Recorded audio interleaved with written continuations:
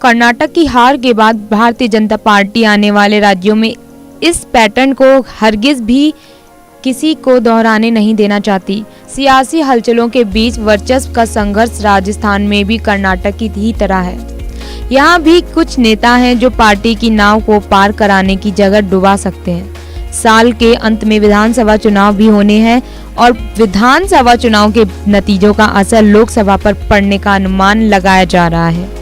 ऐसे में खुद प्रधानमंत्री नरेंद्र मोदी अपने बूते पर राजस्थान का किला भेदने की कोशिश कर रहे हैं। राज्यों में भले ही इस रणनीति का सक्सेस रेट कम हो रहा हो, लेकिन लोकसभा चुनाव में इसे किसी सर्टिफिकेशन की जरूरत नहीं। राजस्थान में तो हरगिज भी नहीं 2014 का आम चुनाव हो या 2019 का, बीजेपी ने इन दोनों ही लोकसभा चुनाव में राजस्थान में विपक्षी दलों का सूपड़ा साफ किया था।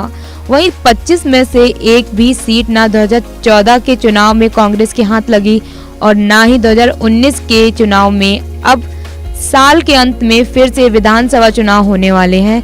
ऐसे में प्रधानमंत्री नरेंद्र मोदी ने राजस्थान को ही कैंपेन का स्टार्टिंग ब्लॉक बनाया है।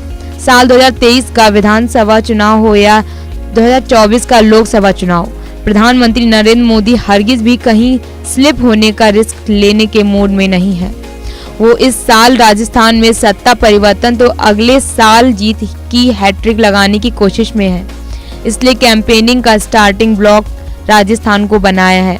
31 मई को पीएम मोदी राजस्थान के अजमेर में सभा करने वाले हैं और यहीं से कैंपेनिंग की औपचारिक शुरुआत हो जाएगी।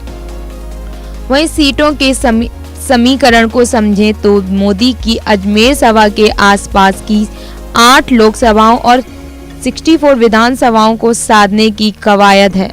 अजमेर की सीमाएं नागौर, जयपुर, टोंक, भीलवाड़ा और पाली जिले से लगती है। ऐसे में अजमेर टैक्टिकल पॉइंट से भी बहुत जरूरी हो जाता है। अजमेर में सभा रखने से इन जिलों के लोग भी वहां आएंगे। इस सभा से इन जिलों में पड़ने वाली 25 में से 8 लोकसभा और 200 में से 64 विधानसभा सीटों को सीधे पीएम के चार्म से साधा जा सकेगा।